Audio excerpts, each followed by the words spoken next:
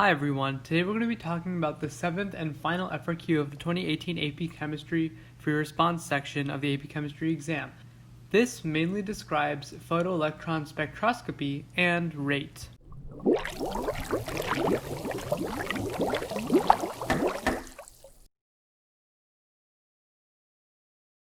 On this first question, we have to remember what the graph represents.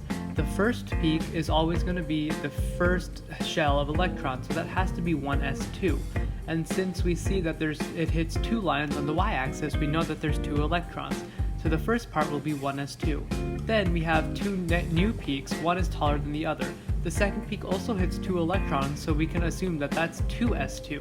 And finally, the third peak looks like it hits 3 electrons, so we can assume that that's 2p3. Our final electron configuration is 1s2, 2s2, 2p3, so we can assume by looking at the periodic table that this element is in fact nitrogen.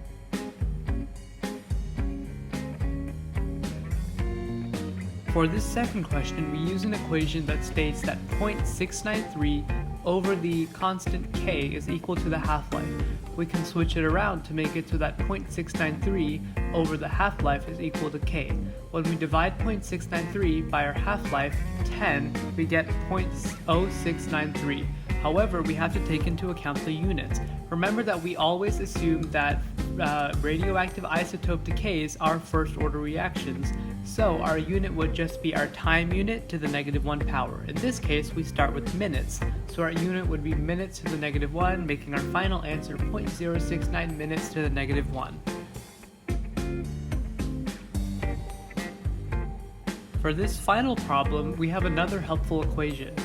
We find that the initial concentration or amount of a substance divided by 2 to the power of the number of half-lives that is carried out is equal to the concentration or amount of the substance at any time for t.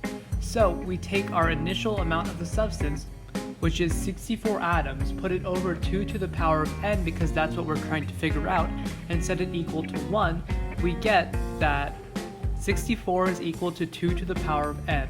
By solving, we get that we need 6 half-lives. Remember that each half-life is 10 minutes, so we multiply 6 by 10 minutes to get our final answer, 60 minutes.